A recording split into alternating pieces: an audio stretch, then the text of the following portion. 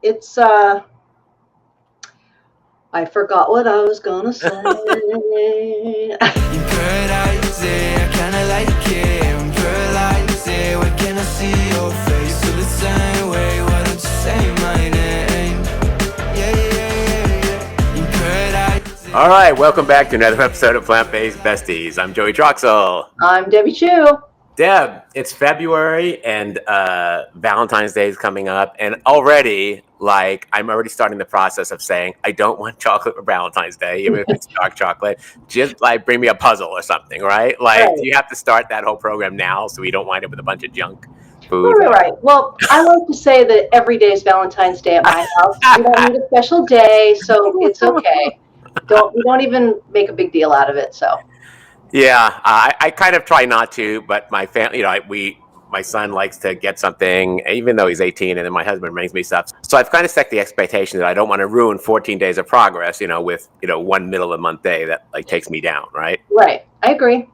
All right, Deb. So I think that you have a Facebook group, right? Correct. Yeah, and then you're in my Facebook group. I probably should join yours at some point. I didn't even think about that, but we've kind of come across the same kind of reaction when we've presented our group. So maybe people don't know this, but I've had the Starch Solution group for 4 years or something, right? Since 2020. And I basically, like you, I pulled out of it because I wasn't eating that way. And I just felt like I can't really contribute to this, right? Right. And then the group had 12,000 members in it. Every day people were commenting. We were doing challenges. It was a very interactive group, right? I'm guessing yours was the same way. And then you and I probably both pulled out of these groups and they were just dormant, right? And I thought, I'll pull myself out. They'll continue. I'm not going to tell them not to, let them do their thing. And there was no thing. So you got smart early on and were like, I'm just going to change my group to, more of how I eat now, right?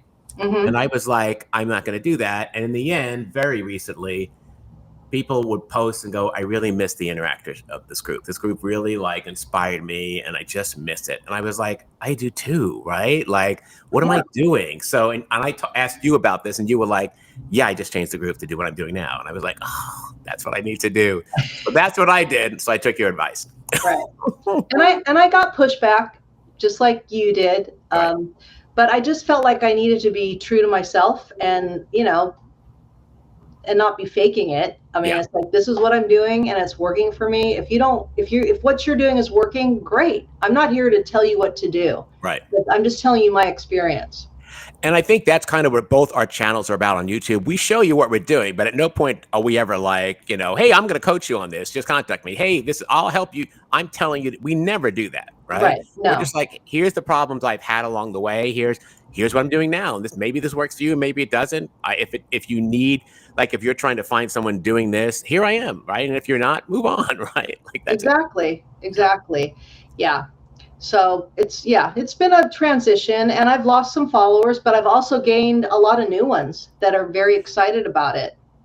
I've had the same reaction, as you know. I basically made a video in the group saying, in the Facebook group saying, I'm going to jump back into this. We're going to do what I'm doing here in the group, and the group will follow my new way of eating. And if you don't want to do that, I understand. I wish you the best. And if you do, then we're doing this together. And I would say 98% of the comments were like, let's go, right? Yeah, very positive. Many people were like, I'm feeling the same effects as you. I've had the same, or many were like, I've been doing what you're doing and I haven't. The reason people aren't chatting in the group is because they're doing it too, and kind of protein is prohibited in the Starch Solution group, right? So now kind of everyone's on the down low doing what I'm doing, and no one can really talk about it, right? Yeah. So now we've changed, but you and I have gotten some flack about this, and I feel like we want to talk about today the difference between whole food plant-based, Starch Solution, right, and I want to call it whole food, high protein whole food. Right. High protein plant-based, right? And actually, I don't even like to say it's high protein. We're just eating optimal protein. Okay. Yeah.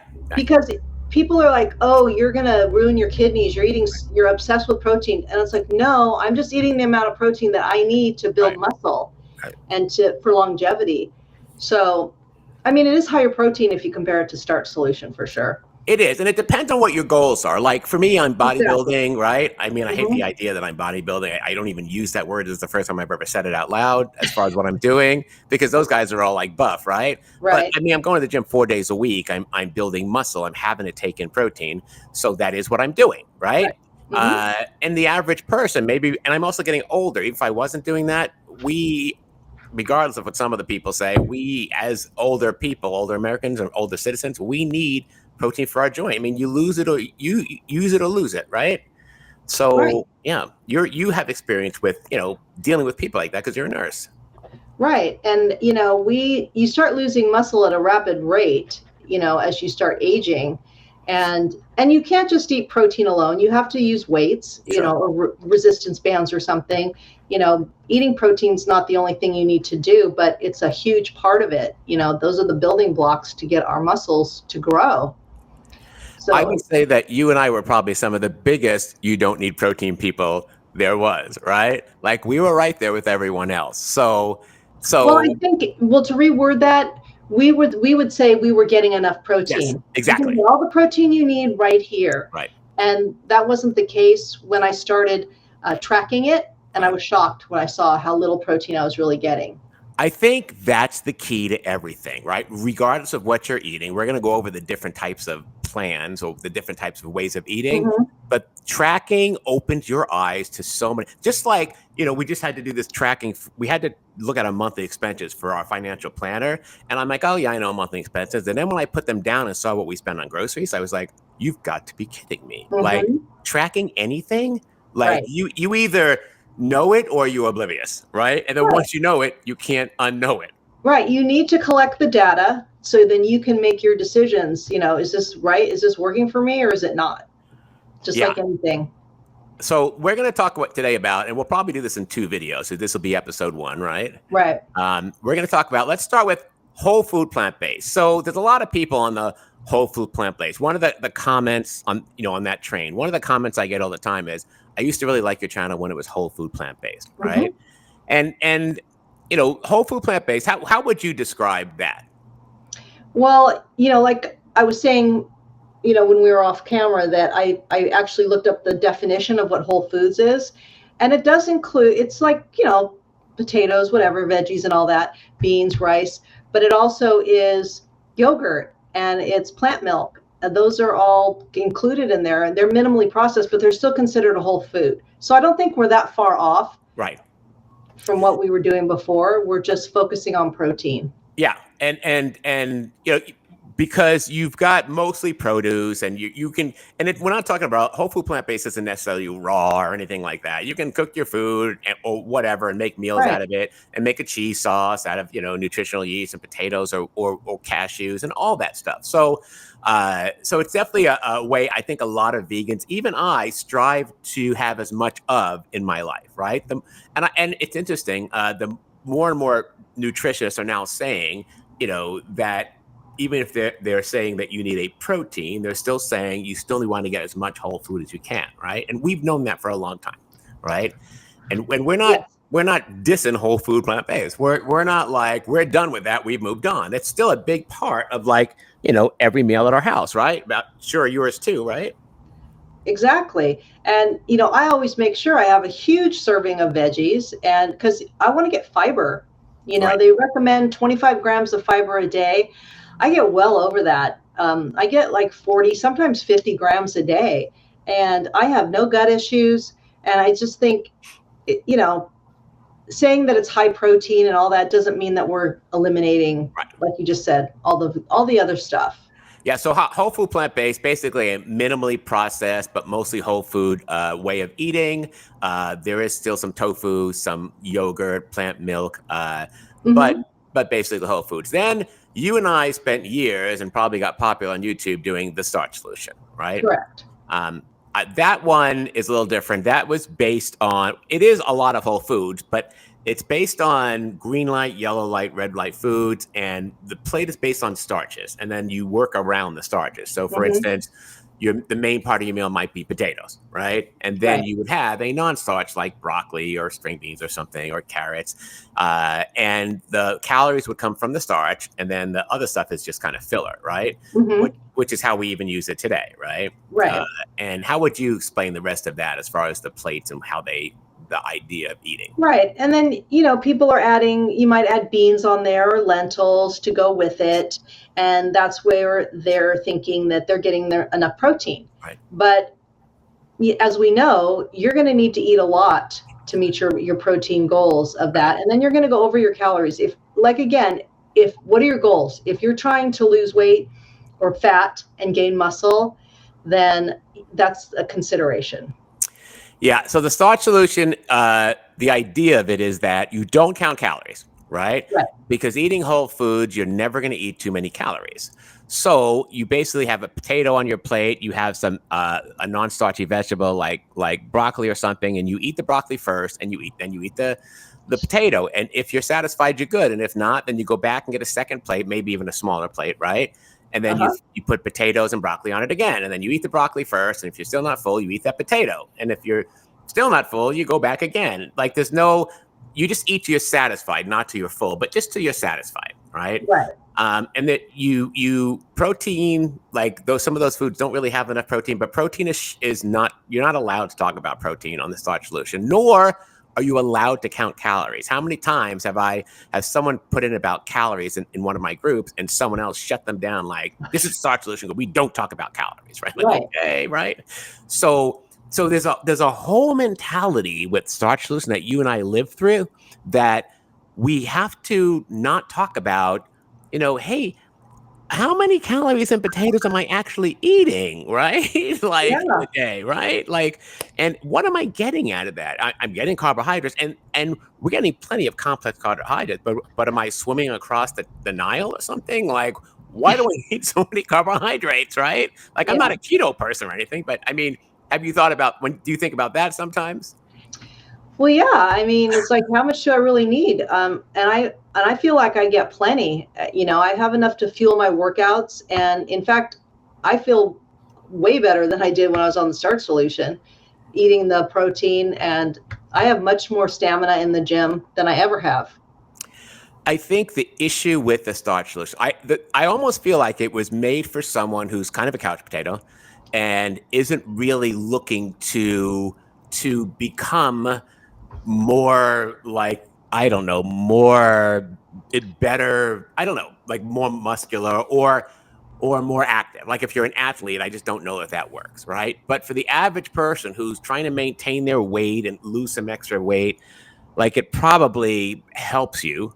And I have to say in the beginning, it did help me. But what I found and what you found, right, is that when the body starts burning fat, or when the body starts burning calories, right, the body will start burning fat or muscle. Like it just doesn't matter. And without protein to protect the muscle gets burned. And many of us have started having joint pains on this. Now, digestion was amazing. Like I was like pooping 3 times a day. There was all this fiber. Like it was amazing, right? I was so healthy. Like I did not get COVID. I was a teacher. Kids coughing on me during COVID. I didn't get and no one in my house did. We're all amazing as far as health. But my joints started hurting. Like I'd sit on the couch for an hour, right? I don't even have a TV in my house, but I don't know, reading something, and I'd get up and I'd be like, oh my gosh, like I feel like I'm 100 years old, right? Like, why is this happening, right? Yeah. So, and I didn't understand why that was happening. I thought, well, I'm getting old. This is just the way it is, right? I'm getting in my 60s. So, and come to find out, as I'm going to have body scans, like I've got like a lot less muscle than I'm supposed to have. Like, and I guess that's the way a lot of us got onto a little bit higher protein, right? Exactly. Yes. Because I could not build muscle. Yeah. It was like literally impossible. And just the difference. I mean, not like it happens overnight. Right. But it's like, hey, I see a bicep. It's happening. Like I could really see progress. And there was nothing before.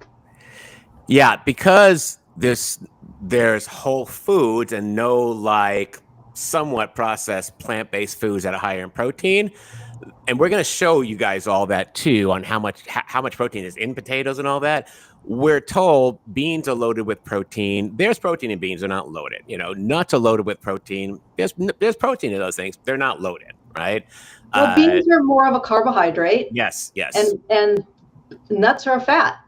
But I remember going to Chipotle with my son, and then I would get something, and the guy goes, "What kind of protein do you want?" And he'd label the things, and I go, "Oh, I'll take the chickpeas. They're protein also." I would correct him, right? Like, chickpeas are protein, bro. Like, what are you talking about, right?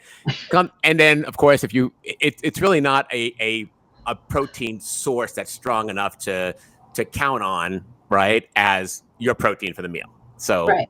Yeah. I mean, it's great to throw chickpeas on your plate, or beans. I eat beans. I mean, they're great fiber. So by all means, eat your beans, but don't think that that's going to be your main focus for protein.